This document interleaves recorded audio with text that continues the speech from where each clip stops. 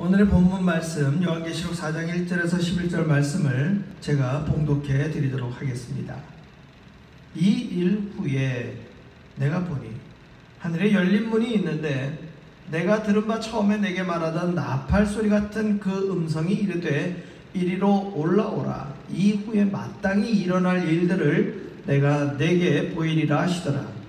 내가 곧 성령에 감동되었더니 보라, 하늘에 보좌를 베풀었고 그 보좌 위에 앉으신 이가 있는데 앉으신 이의 모양이 벽옥과 홍보석 같고 또 무지개가 있어 보좌에 둘렸는데 그 모양이 녹보석 같더라. 또 보좌에 둘려 24 보좌들이 있고 그 보좌들 위에 24 장로들이 흰옷을 입고 머리에 금관을 쓰고 앉았더라. 보좌로부터 번개와 음성과 우레소리가 나고 보좌 앞에 켠 등불 7이 있으니 이는 하나님의 7 영이라. 보좌 앞에 수정과 같은 유리바다가 있고 그 보좌 가운데 보좌 주위에 4 생물이 있는데 앞뒤에 눈들이 가득하더라. 그 첫째 생물은 사자 같고 그 둘째 생물은 송아지 같고 그 셋째 생물은 얼굴이 사람 같고 그 넷째 생물은 날아가는 독수리 같은데 4 생물은 각각 6 날개를 가졌고 그 안과 주위에는 눈들이 가득하더라. 그들이 밤낮 쉬지 않고 이르기를 거룩하다 거룩하다 거룩하다 주 하나님 곧 전능하신 이여 전에도 계셨고 이제도 계시고 장차 오실 이시라 하고 그 생물들이 보좌에 앉으사 세세토록 살아계시는 이에게 영광과 존귀와 감사를 돌릴 때에 24 장로들이 보좌에 앉으신 이 앞에 엎드려 세세토록 살아계시는 이에게 경배하고 자기의 관을 보좌 앞에 드리며 이르되 우리 주 하나님이여 영광과 존귀와 권능을 받으시는 것이 합당하오니 주께서 만물을 지으신지라 만물이 주의 뜻대로 있었고 또 지으심을 받았나이다 하더라. 아멘. 오늘 이 본문의 말씀으로 성령으로 감동되었더니 라는 제목으로 함께 은혜를 나누겠습니다. 성경에는 다양한 때를 나타내는 그 문장이나 또 단어나 조사와 부사들이 등장을 하는데요. 오늘 4장 1절에 보게 되면 이 일 후에 이렇게 나와요. 그러면 이게 이 일이 이튿날, 그러니까 날짜로 이 일이 지났다는 얘기겠어요? 그게 아니고 우리가 지금까지 수요일날 쭉 보아왔던 특별히 3장에 등장한 7 교회의 칭찬과 책망과 격려에 대한 이야기, 이것을 주님께서 사도 요한에게 선포하신 그 일 다음에라는 얘기예요. 그러니까 시간적 갭은 생각보다 많지 않다는 얘기죠. 왜냐하면 7 교회에 대한 책망과 이야기들이 쭉 있었으니까 그 일을 다 설명하신 이후에, 다 사도 요한에게 선포하신 이후에 그 다음에 이제 요한이 고개를 들어서 하늘을 보니 하늘에 뭐가 있습니까? 열린 문이 보이는 거예요. 그랬더니 지금까지 7 교회에 대한 이야기를 하셨던 그 동일한 음성이 여러분 나팔 소리 같은 그 음성이라는 얘기 뭐예요? 아주 크고 울리는 음성이죠. 우리의 오늘날 우리 식의 표현으로 한다면 뭐겠습니까? 지금 제가 이 마이크를 대고 이야기를 하게 되어지고 설교를 하게 되어지면 이 스피커를 통해서 크게 울려나가지 않습니까? 그러니까 이러한 기계 21세기에는 매스미디어의 기계를 통해서 전파가 되었더라면 그 옛날 그 시대에 살고 있었던 사도 요한에게는 가장 큰 소리는 이 원형 경기장 같은 데서 이 나팔 소리로 빰빠라밤 하면 그때 냈던 소리들이 컸단 말이에요. 그러니까 자기가 알고 있었던 인위적인 소리 가운데 가장 큰 소리를 뭐라고 표현한 거예요? 나팔 소리 같은. 그래서 우리가 이 요한계시록을 볼 때에 지규법이라든지 은유법이라든지 우리 문법에서 등장하는 어떤 이런 상대적인 비교를 잘 보셔야 돼요. 그러니까 나팔 소리가 아니라 나팔 소리 같은. 이것은 향후 뒤에 나오는 모든 표현들이 다 뭐뭐 같은 이러한 표현이에요. 그것과는 사뭇 본질과는 다르지만 사도 요한이 알고 있는 범주 내에서 자기가 표현할 수 있는 방법을 가지고 오늘 요한계시록 4장을 표현하는데, 사도 요한이 보게 된 사도 요한이 본 요한계시록의 4장은요, 천상의 일종의 예배드리는 장면이에요. 예배드리는 장면. 이게 누가 봤던 장면하고 비슷하냐? 이사야가 소명을 받았던 장면하고 비슷한 부분들이 등장하는 거예요. 이사야가 소명을 받을 때에는 그 스랍들이 천사가 세 쌍의 날개를 가지고 거룩하다 하면서 노래하던 장면. 오늘은 내 생물이 이 부분을 노래하는 장면. 그런데 이제 그때하고 차이가 있는 건 뭐냐면 24 보좌와 24 장로들이 앉았던 자리가 등장을 하는 거예요. 그래서 제가 요한은 이 부분을 동영상으로 봤잖아요. 동영상으로 봤는데 우리는 지금 요한이 기록한 글로 보는 거예요. 그래서 그것을 인터넷에서 한번 찾아봤어요. 이 그림으로 최소한 3D나 4D로 요한이 본 것을 우리는 최소한 2D 정도로 한번 보면 어떤 장면일까? 한번 PPT를 넘겨보시면 이런 장면이 하나 인터넷에 보면 나와 있는데, 가운데 빛이 쫙 나오는 자리에, 그 자리에 누가 계신 거예요? 우리 하나님이 계신 것이죠. 그리고 좌우에 열둘해서 24 장로가 보좌에 앉아있고 앞에는 내 생물이 있는 거를 한번 이 그림으로 한번 해본 거예요. 그러나 이것대로 했겠습니까? 또 다른 장면이 있을 수 있어요. 또 한 장면 보세요. 하나 넘겨보세요. 하나 넘겨보시면 같은 성경 구절을 갖고 같이 이렇게 그림을 한번 만들어 봤는데 또 아까 그 그림하고 이 그림하고 느낌이 다르죠. 이런 것처럼 우리가 성경에 나타나 있는 문자를 가지고 그 당시 사도 요한이 보았던 현장의 장면을 똑같이 이해한다는 건 쉬워요, 어려워요? 그러니까 어려운 일이에요. 그리고 2000년 전에 사도 요한이 생각했던 그러한 어떤 표현법들, 나팔 소리 같다. 그리고 3절에 보면은 또 어떻게 되어 있느냐? 앉으신 이의 모양이 벼곡과 홍보석 같고 또 무지개가 있어 보좌에 들렀는데 그 모양이 녹보석 같더라. 사도 요한이 주얼리에 관심이 있었겠습니까? 관심은 없어요. 그런데 그가 눈에 보이는 컬러가 어때요? 초록색도 보이고 또 벼곡을 어떤 색을 표현하기 위해 썼는지 정확히 알기는 어렵지만 본인이 알고 있는 컬러와 그런 컬러를 돌멩이에 비유한 것이 아니라 뭐에 비유한 거예요? 보석에 비유를 한 거예요. 자칫 잘못 보면은 우리 사도 요한 어른께서 보석에 관심이 많으신 분인 줄 착각을, 전혀 그런 게 아니라 가장 고귀한 가치를 둔 것에 대한 그 보석이라는 표현과 자기가 본 컬러를 뭐 한 거예요? 매치시켜서 지금 설명하고 있는 거예요. 그리고 4절에 등장하는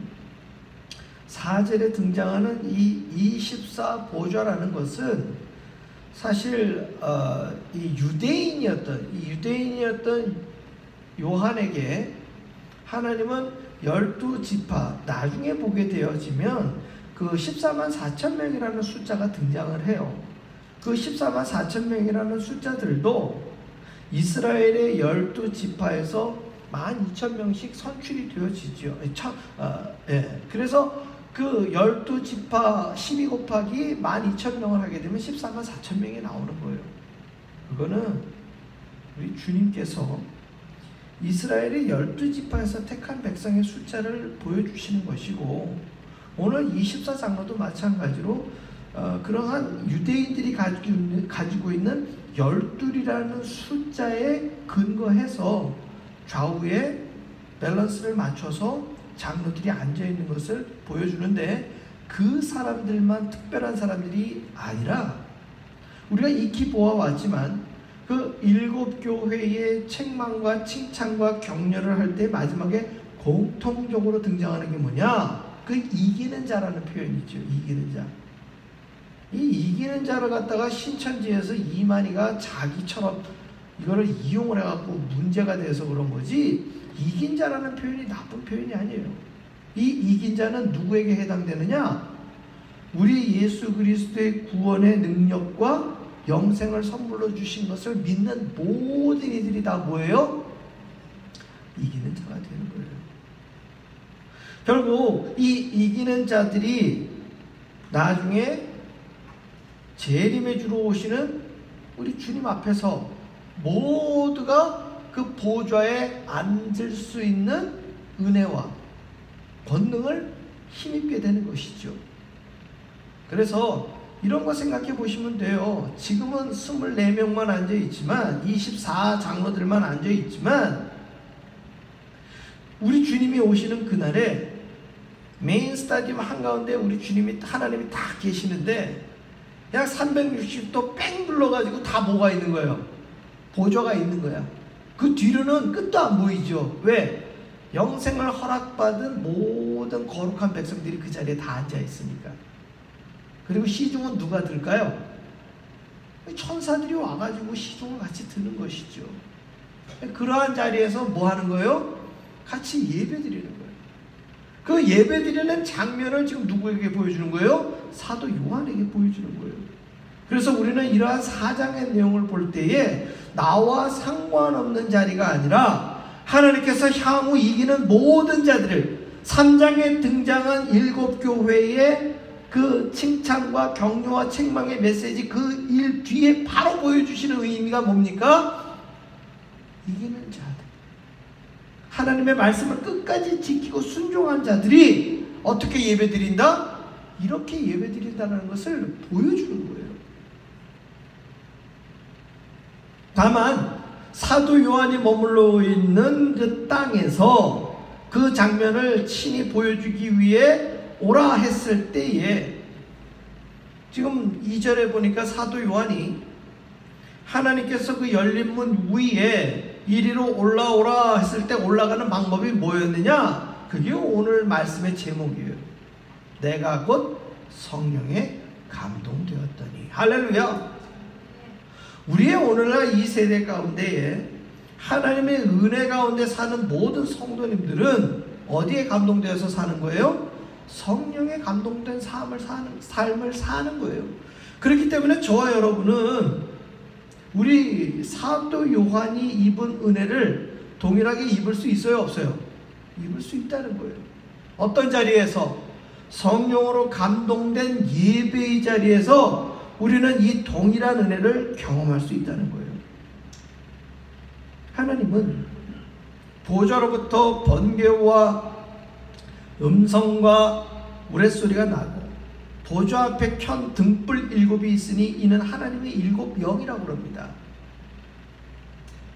모세에게 보여준 성소에도 7개의 금촛대가 놓여져 있어서 성소를 항상 밝히게 하였습니다. 그 시장이 어디에서 비롯되었겠습니까? 오늘 하나님의 보좌 가운데서 보여주는 장면들이에요.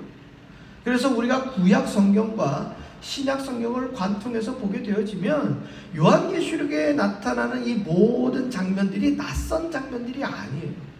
이미 다 이야기해 주시고 모든 믿음의 선진들은 눈을 열어 그 장면들을 본 사람도 있었다는 것이죠.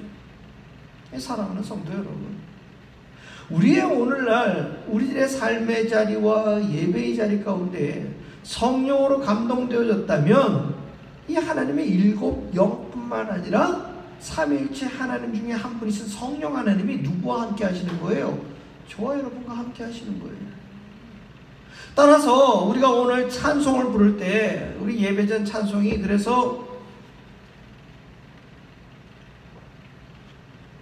제가 그 예배드리는 찬양 그리고 우리 하나님이 계신 성소에 대한 찬양 이런 것들로 집중해서 불렀던 이유가 그 찬양을 부를 때 우리 역시도 우리가 육신의 눈으로 보지는 못하지만 오늘 사도 요한이 본 이 요한계시록 4장의 이 예배의 자리에 우리가 성령으로 감동되어 찬양할 때 그 자리에 우리는 함께 할 수 있다는 거예요.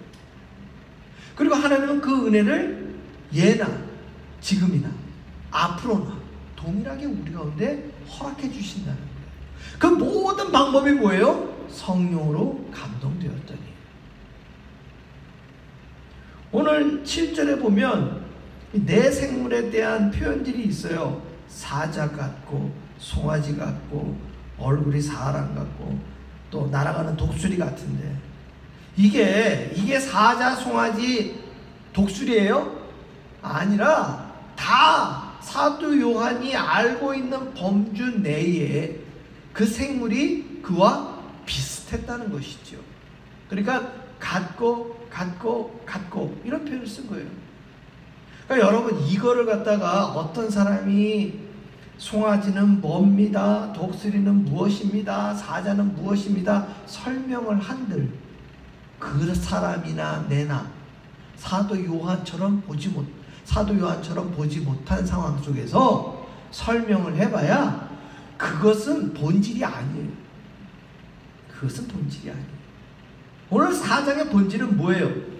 성령으로 감동되어져서 하나님 앞에 예배드린다는 것이에요.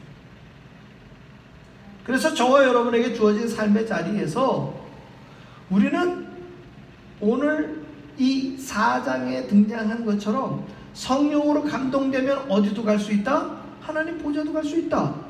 하나님의 성령에 감동되면 무엇을 볼 수 있다? 하나님이 계신 보좌를 볼 수 있다. 하나님의 성령으로 감동되면 저와 여러분 역시 이 내 생물처럼 뭐 할 수 있다? 찬양할 수 있다. 이게 본질이에요. 송아지는 뭘까? 독수리는 뭘까? 그 눈앞이 앞뒤에 눈이 가득했다는데 눈은 뭘까? 여기에 그다 의미 부여하지 마시라는 거예요. 우리의 본질은 내가 예배드리는 그 예배에 있기 때문에 그래요. 그래서 보세요. 9절과 10절 같이 읽어봅니다. 9절과 10절에 보게 되어지면 그 생물들이 보좌에 앉으사 세세토록 살아계시는 이에게 영광과 존귀와 감사를 돌릴 때에 이 14장로들이 보좌에 앉으신 이 앞에 엎드려 세세토록 살아계시는 이에게 경배하고 자기의 관을 보좌 앞에 드리며 이르되. 주님은 사도 요한에게 7교회에서 이기는 자들에게 선물로 무엇을 주시겠노라 했느냐? 생명의 면류관을 주겠다고 그랬어요. 그 생명의 면류관은 오늘 24장로들이 가지고 있는 그 관과 똑같은 관이에요. 그런데 더 중요한 건 그 생명의 면류관이 머리에 있을 때 중요한 게 아니라 그 관을 어떻게 했대요? 우리 주님 앞에 내려놓고 결국은 그들 역시도 11절에 이렇게 이야기합니다. 우리 주 하나님이여 영광과 존귀와 권능을 받으시는 것이 합당하오니 주께서 만물을 지으신지라 만물이 주의 뜻대로 있었고 또 지으심을 받았나이다 하더라. 이게 뭡니까? 24장로들이 지금 주님 앞에서 신앙 고백하는 거예요. 신앙 고백. 이 모든 천지 만물을 누가 지으셨다? 하나님이 지으셨다. 그분에게 존귀와 영광을 드리는 것이 합당합니다. 우리는 머리에 이 면류관 쓰고 있는 것도 부담스러워서 이거 내려놓고 주님 앞에 뭐합니까? 찬양 드립니다. 결국 결론은 뭡니까? 우리의 예배를 받아 주시옵소서. 우리는 성령으로 감동된 오늘의 삶의 자리에서 주님 기뻐하시는 예배를 드릴 때, 예배자의 자리에 함께 할 때에 이 거룩하신 하나님의 보좌가 어디에 있는 거예요? 우리 앞에 있는 거죠. 우리 눈으로는 우리 머리 위에 관이 보이지 않는다 할지라도 우리의 전심으로 성령으로 감동된 찬양을 드릴 때 신령과 진정으로 예배드리는 이 자리에 하나님은 우리 예배를 기쁘게 받으시는 거예요. 코로나 상황으로 비대면 예배를 드리고 코로나 상황으로 우리가 이 예배당에 모이지 못하는 우리들의 삶의 자리가 다양하게 있지만 성령으로 감동되어 우리의 발로 밟는 모든 지경에서 하나님 앞에 예배드릴 때 바로 그것이 예배의 자리요, 바로 그것이 하나님의 보좌가 있는 자리요, 우리의 생명의 멸류관을 내려놓고 주님 앞에 찬양 드리는 거룩한 곳임을 여러분 꼭 기억하시기 바랍니다. 그리하여 우리 앞에 있는 어떠한 삶의 자리로든 여러분 예배자의 정체성을 놓치지 마시고 평생 우리의 호흡이 있는 동안 주의 예배자로 살아가시기를 주의 이름으로 축원합니다. 기도하겠습니다. 할렐루야. 아버지 하나님, 우리의 예배를 받으시는 주님 앞에 감사를 드립니다. 우리가 성령으로 감동되어 오늘 찬양과 경배와 기도와 말씀으로 예배드릴 때 우리 사도 요한에게 베풀어 주신 은혜대로 우리가 천상을 경험하고 주의 보좌를 경험하고 주의 은혜를 경험하고 주의 놀라운 성령으로 감동되어 이 예배뿐만 아니라 우리의 삶의 자리까지 힘있게 능력있게 살아가게 하여 주시옵소서. 예수님 이름으로 기도합니다. 아멘. 하늘에 계신 우리 아버지, 이름이 거룩히 여김을 받으시오며 나라의 임하옵시며 뜻이 하늘에서 이루어진 것 같이 땅에서도 이루어지이다. 오늘날 우리에게 일용할 양식을 주옵시고 우리가 우리에게 죄진 자를 사하여 준 것 같이 우리 죄를 사하여 주옵시고 우리를 시험에 들게 하지 마옵시고 다만 악에서 구하시옵소서. 대개 나라와 권세와 영광의 아버지께 영원히 있사옵나이다. 아멘.